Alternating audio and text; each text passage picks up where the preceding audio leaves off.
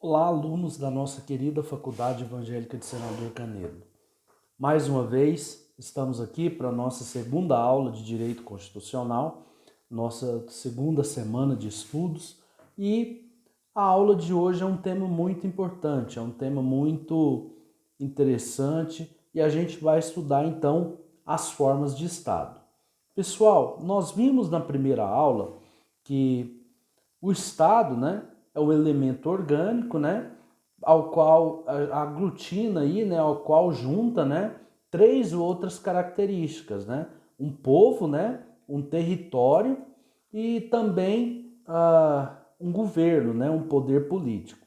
O povo, aquele elemento humano, né, aquelas pessoas que se encontram dentro de um território, né. Território é a base geográfica, né? É a base territorial, né? Que vai ser exercido o poder político, né? Onde vai ser exercida a atividade política do país. Esse território ele compreende tanto o espaço terrestre como o espaço aéreo, né? A gente pode fazer essa relação. Pessoal, a gente ainda, né, estudou também um dos elementos do Estado, né, é a soberania, né, o governo, o poder político, né. Então, essa soberania seria aquele conjunto de pessoas e órgãos, né, que vai exercer o poder político, né, que vai exercer o poder político dentro de um território para um povo. Então, isso é o que a gente chama de soberania de poder político poder político. Pessoal, a gente ainda estudou duas questões muito importantes que diz respeito também às formas de governo e os sistemas de governo. A gente estudou o que seria monarquia, né? E o que seria república, o que seria parlamentarismo e o que seria presidencialismo. Então, acredito eu que na primeira aula vocês devem ter tido, né, bastante noção do que são esses conceitos e eu não vou me aprofundar mais porque o tema da aula de hoje é um tema muito importante e nós precisamos caminhar nele para que vocês possam ver todo o conteúdo do plano de ensino. O plano de ensino já está postado no ambiente virtual de aprendizagem de vocês e toda aula também vai ser postada uma atividade para vocês fazerem. Pessoal, quando a gente fala de forma de Estado, a forma de Estado, a gente tem que pensar que o Estado, ele reúne aqueles elementos que eu disse anteriormente, né? Ele reúne aqueles elementos que eu já havia falado com vocês. Quais são esses elementos? Um povo, uma nação e um território. Mas a forma de Estado, né? Quando a gente fala de forma de Estado, a gente tem que ter em mente que o conceito de forma de Estado está intimamente ligado, né? Está atrelado à forma com que vai ser exercido o poder político. Se ele vai ser exercido de forma concentrada ou desconcentrada, né? Se ele vai ser fragmentado, se ele vai ser dividido. Mas também esse poder político ele vai poder ser exercido de forma concentrada, ele vai poder ser exercido de forma centralizada. Então, pessoal, as formas de Estado dizem respeito a como a divisão, né, como a distribuição do poder político vai acontecer em uma nação, em um estado ou município. Isso que diz respeito às formas de Estado. E quando a gente fala de forma de Estado, existem duas principais formas de Estado que a história constitucional conhece.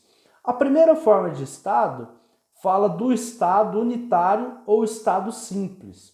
Esse Estado unitário, ele tem como característica principal, ele tem como característica central, né, a monopolização, a concentração, né, o monopólio de um poder político, né? E esse poder político ele vai ser responsável por concentrar as atividades administrativas, produzir leis, produzir normas reguladoras. Então vai ter um único poder político administrativo como fonte de poder.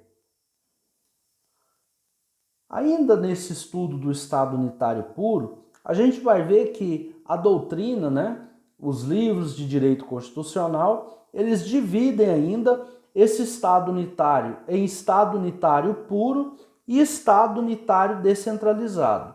Qual que é a diferença esse Estado unitário puro para o Estado unitário descentralizado?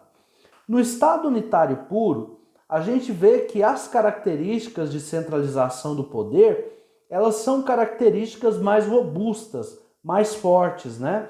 Então não há nenhuma divisão de poder, não há nenhuma divisão de tarefas e não há nenhuma divisão de poder político.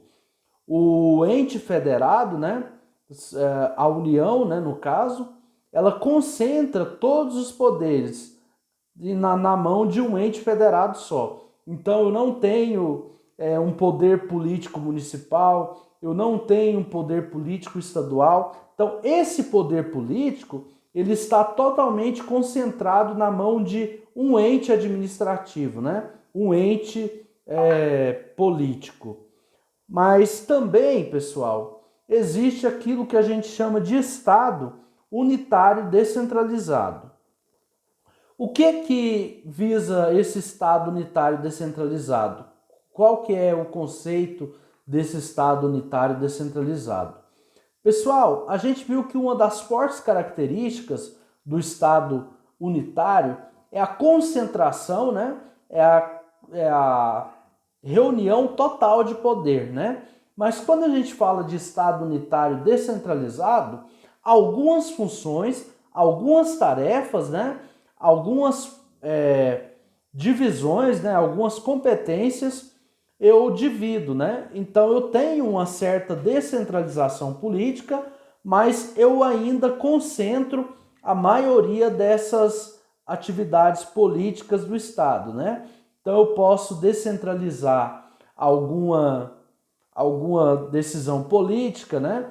Mas eu também tenho o total controle dessa descentralização, dessa divisão de tarefas, né? Dessa divisão de competências políticas. Agora, a outra forma de Estado, pessoal, é o chamado o Estado federado, né? Esse Estado federado, ele já é totalmente contrário do que a gente chama de Estado unitário, né? Porque no Estado unitário eu tenho a chamada concentração de poder, eu tenho a chamada centralização de poder. Já no Estado federado é totalmente diferente, é totalmente o oposto. Eu tenho então o Estado, né? O ente federativo, né? E esse ente federativo, ele se subdivide em frações territoriais, né? Estados, municípios. Então eu tenho uma figura central de poder, que é a União, né? Mas ao mesmo tempo eu tenho essa divisão, né, em territórios, né? Dividindo aí o poder político territorial de uma nação. Então, pessoal, esse Estado federado, né, é aquele Estado que reúne competências, né? O termo federação significa aliança, né? Unidade, né? União de entes políticos. Então eu tenho uma união de estados, né, que se unem, né, para formar a federação, né, para formar esse ente federado. Ele tem algumas características, né? Ele tem alguns elementos que o caracterizam. A principal característica do Estado federado, diferente do Estado unitário, é que esse Estado federado é marcado por uma forte descentralização política. O que significa isso? É que as atividades políticas, elas não ficam concentradas em um ente federativo somente. Então ela tem uma divisão de tarefas, né? Tem uma divisão de poder político. Então os estados têm uma capacidade política e a União também tem uma capacidade política, né? Ela tem um poder político. Diferente do Estado unitário, que somente um ente federado, né, só a União, ela tinha poderes políticos, né? Agora, no Estado Federado, a gente vai ver essa chamada descentralização de serviço, né? Essa chamada descentralização política e dividindo-se aí as tarefas políticas. Pessoal, esse modelo de forma federativa do Estado, ele surge lá nos Estados Unidos em 1787, né, com a proclamação da independência dos Estados Unidos. Então, aquelas 13 colônias, né, que se tornaram independentes da Inglaterra, né, formaram uma aliança, né, formaram um pacto federativo, e a partir desse pacto federativo, eles se uniram, né, para compartilhar o poder político daquele grupo em comum, que eram as 13 colônias, né, que eram os 13 estados americanos que formaram a partir da independência em 1787. Esse federalismo, ele era marcado por características fortes, como um poder político descentralizado, né? Havia uma divisão de tarefas, né? Então, tinha essas características que estavam presentes também na Constituição Americana de 1787. Então, pessoal, esse federalismo, né, é aquele tipo de Estado que reúne essa questão da descentralização administrativa. Pessoal, ele tem algumas características próprias. Quais são essas características próprias? A primeira característica delas é aquilo que a gente chama de descentralização política. Essa descentralização política que eu já falei com vocês é aquela capacidade, né, de que os estados têm de tomar decisões próprias, né? Então, a União, ela dá um pouco de poder para os estados membros e para os municípios, né? A fim de que eles também exerçam, né, uma descentralização do poder político, né? Então, eu tenho aí divisão do poder político. E quando a gente fala de divisão ou descentralização do poder político, a gente pode falar também que existe a chamada autonomia dos entes federativos. Por quê? O que significa essa autonomia dos entes federativos? A autonomia, pessoal, consiste na questão de os estados-membros, né, poder editar leis próprias, poder ter uma organização própria, poder ter uma divisão de tarefas próprias, né? Então ele exerce também o poder, né? Exerce a sua auto-organização, né? A sua auto-organização através da autonomia que a Constituição dá. Pessoal, a outra característica que diz respeito à federação, né? Diz respeito às características da federação, é a inexistência, né, de um Estado, né, ou direito de sucessão. O que significa esse direito de sucessão?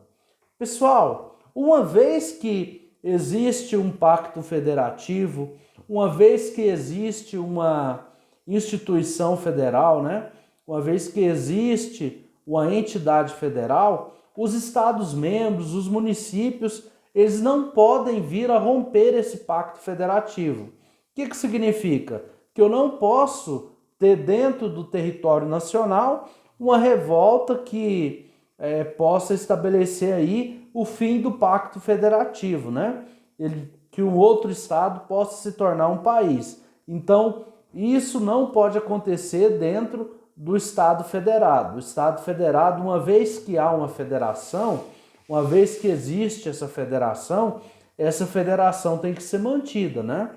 Um estado ou um município não pode querer romper a ordem constitucional e querer, por exemplo, fundar um país, fundar uma outra entidade federativa. Isso que vem a ser a proibição do direito de secessão, ok? E uma outra característica da federação, pessoal, é que todas as federações, elas precisam ser regidas por uma norma constitucional. Então, eu preciso ter no bojo da minha federação, o Estado, para ser Estado, ele precisa ter, né, uma Constituição, né, e essa Constituição ela pode ser escrita ou não escrita, mas é necessário que exista uma norma constitucional, é necessário que exista uma Constituição para que se organize esse Estado, né? Para que se organize os poderes políticos que se encontram dentro daquele ente federativo, ok? A nossa próxima parte do vídeo, a gente vai ver os tipos de federalismo, né? E como eles se constituem dentro do Brasil e dentro da história constitucional. Até o nosso próximo vídeo, eu aguardo vocês.